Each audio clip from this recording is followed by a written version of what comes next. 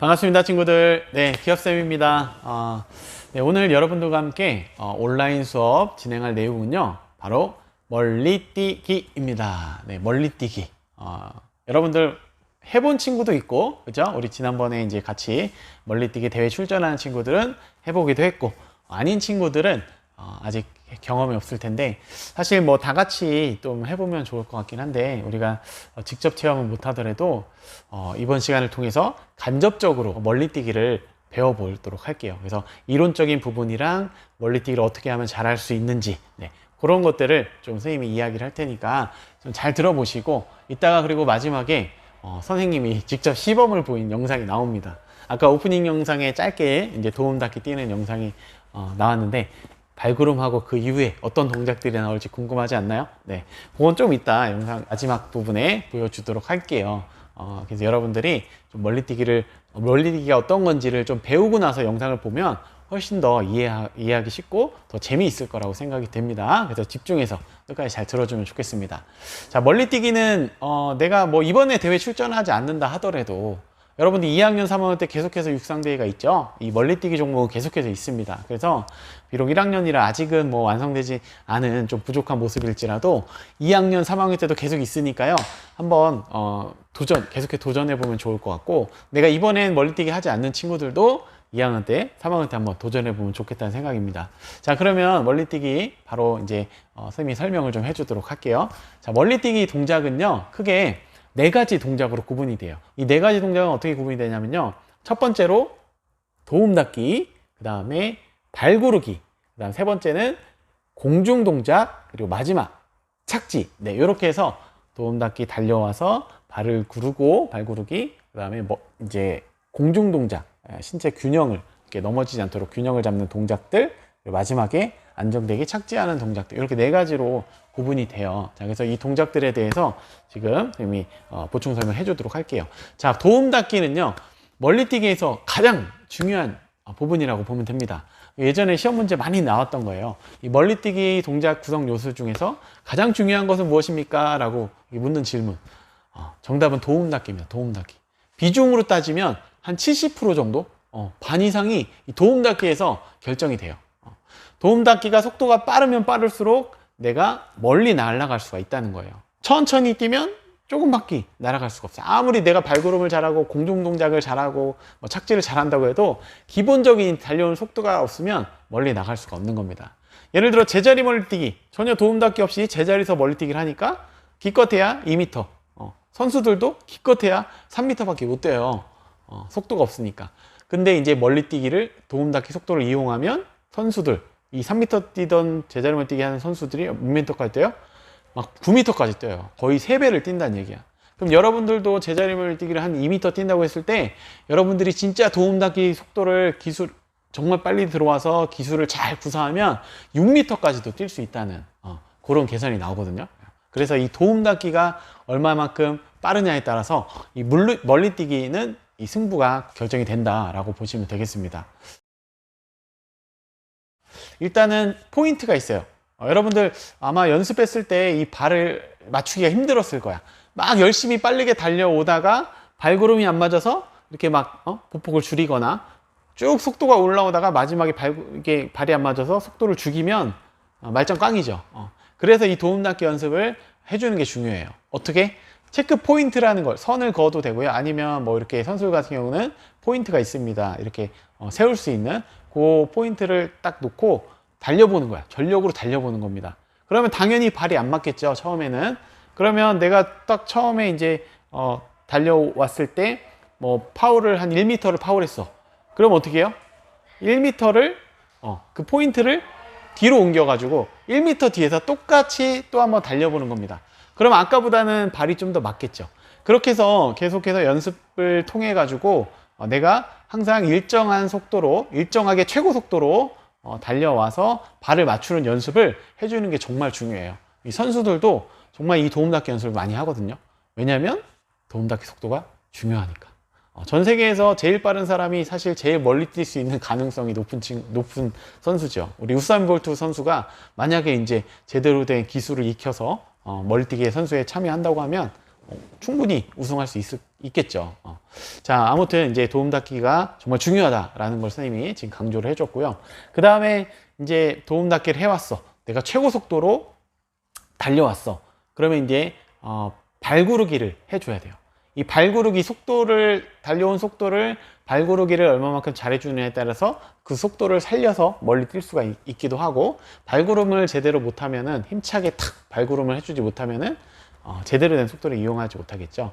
자, 그래서 발구르기는 어느 발로 발구르냐, 이 부분을 또 짚고 넘어가야 되겠네요. 퀴즈 내기 좋다. 발구름 어느 발로 하는 게 좋을까요? 네. 자, 발구르기는 보통 여러분들이 공을 놓고 내가 공을 멀리 차보세요 라고 했을 때 여러분들이 자연스럽게 나가는 발이 있을 거야. 보통은 대부분은 오른발을 차는 친구들이 많을 거예요. 선생님도 오른발을 차고. 그러면은 발구름은 어느 발로 해야 되냐? 오른발이 아니라 왼발로 발구름을 해주는 거예요. 네. 이해되나요? 네. 내가 공을 오른발로 찬다. 그럼 발구름 어느 발? 왼발을 해주는 겁니다. 그 이유는 이 발구르는 발도 중요하지만 발구르고 나서 반대 무릎이 빠르게 탁 들어줘야 돼. 얘를 손가락으로 보여줄까요? 발구르기를 딱 하는 순간에 이 반대 무릎이 빠르게 팍 차줘야 내가 중심을 잃지 않고 멀리 뛸 수가 있는 거예요. 그래서 내가 발을 찰 수 있는, 공을 잘 찰 수 있는 발을 반대 무릎 발로 해줘야지 훨씬 더 안전하게 멀리 뛸 수가 있는 겁니다. 이해됐나요? 네. 그래서 발구르기 하는 발은 공을 차는 발에 반대발이 발구르는 발이다. 이렇게 아시고, 내가 오른발을 차는 친구들은 대회 때도 왼발로 발구르는 연습을 하면 훨씬 더 안전하게, 멀리 뛸 수 있다는 것을 기억하시기 바랍니다. 자, 그렇게 해서 발구름이 탁 끝났으면 이제 떠오르겠죠. 몸이 떠오릅니다. 그러면은 떠올랐을 때 공중 동작을 해야 되겠죠. 공중 동작은 크게 세 가지 동작으로 나눠져요. 크게 세 가지 종류가 있어요. 자, 첫 번째는 아주 초보자들이 하는 동작, 양발 모아뛰기. 두 번째는 젖혀뛰기, 몸을 이렇게 젖혀서 뛰는 젖혀뛰기. 보통은 아시아 선수들이 많이 구사를 해요. 그리고 이제 세계적으로 금메달을 따는 선수들은 대부분 가위뛰기를 해요. 가위뛰기. 공중에서 하늘을 걷는 것, 하늘을 달리듯이 발을 막 이렇게 휘저는 이 가위뛰기를 또 하기도 합니다. 그래서 이 세 가지 동작을 하는데요. 첫 번째 양발 모아뛰기는 달려와서 발구름을 하잖아요. 그러면 점프가 되죠. 그러면 바로 양발을 모아서 팍 착지를 해주는 거예요. 그러니까 점프하자마자 바로 양발을 모아서 착지를 해주는 게 일단 초보자들이 하는 안전한 동작이고요. 두 번째는 내가 조금 더 어느 정도 도움닫기도 잘하고 발구름을 해서 좀 더 점프력도 있고 좀 채공 시간이 길다 하는 친구들은 어떻게? 두 번째, 젖혀뛰기를 하는 거죠. 젖혀뛰기는 이제 선수들이 주로 많이 합니다. 그래서 여러분들이 구사하기는 쉽지 않는데, 매년 선생님이 이제 대회를 해보잖아. 육상 대회를 해보면 잘 뛰는 친구들 중에 한 명씩은 꼭 젖혀뛰기를 하는 친구가 있어. 어디서 배웠는지 점프하자마자 확 몸을 젖혀가지고 확 하는 친구들이 있어요. 그런 친구들이 1등을 해요. 자신이 있는 거죠. 그러니까 여러분들도 한번 자신 있게 한번 얘기 들어보고 연습도 해보고 도전을 해보면 좋을 것 같아요. 젖혀뛰기는 뭐 어떻게 하는 거냐면 달려오죠. 발구름을 하면 반대 무릎을 팍 높게 들어주는 게 중요하다고 했습니다. 자, 그 다음에 이제 떠오르면 몸을 내리면서 확 젖혀주는 거야. 몸이 이렇게 활처럼 젖히겠지. 이게 활처럼 되겠죠. 그 다음에 날아가기 전에 이제 다시 배 힘으로 무릎을 끌어올려서 착지. 아까 양발 모아뛰기는 그냥 바로 모았다면, 젖혀뛰기는 발을 내려서 몸을 젖힌 다음에 착지를 해주는 겁니다. 젖힘으로써 신체 어떤 균형, 안정된 자세를 유지할 수 있고 더 오랜 채공 시간을 확보할 수가 있겠죠.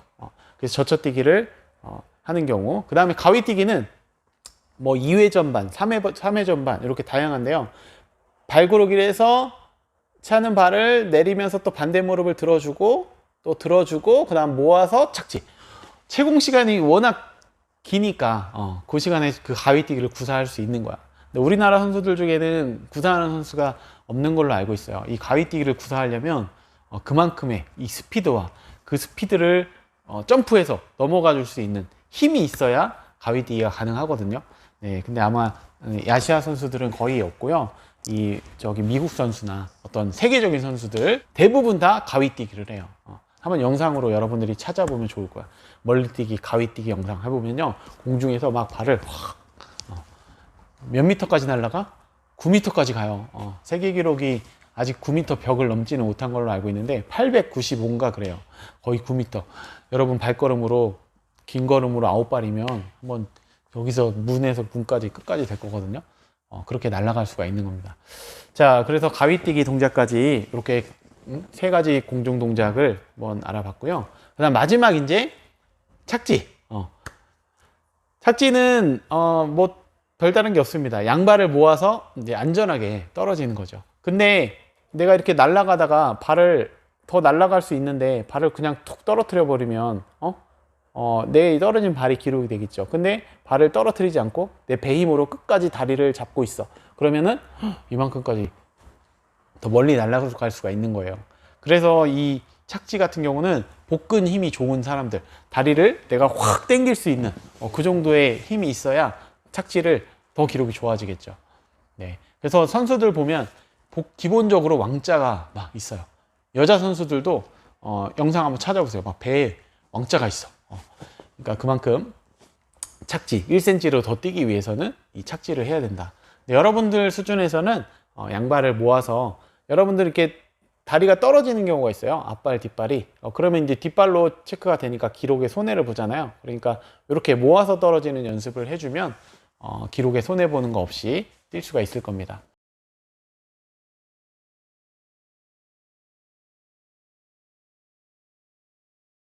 자, 그러면 지금부터는 선생님이 시범을 직접 보여준 그 영상을 같이 보도록 하겠습니다. 뭐 옛날 선수 때처럼 잘하진 못했지만 그래도 몸이 기억하고 있는 기술을 직접 보여줬으니까요. 잘 보시고 재미있게 보시고 여러분들도 한번 도전해 보시기 바랍니다. 자, 그리고 이어서 우리 포환 던지기 영상도 있거든요. 포환 던지기 영상도 꼭 끝까지 봐주세요.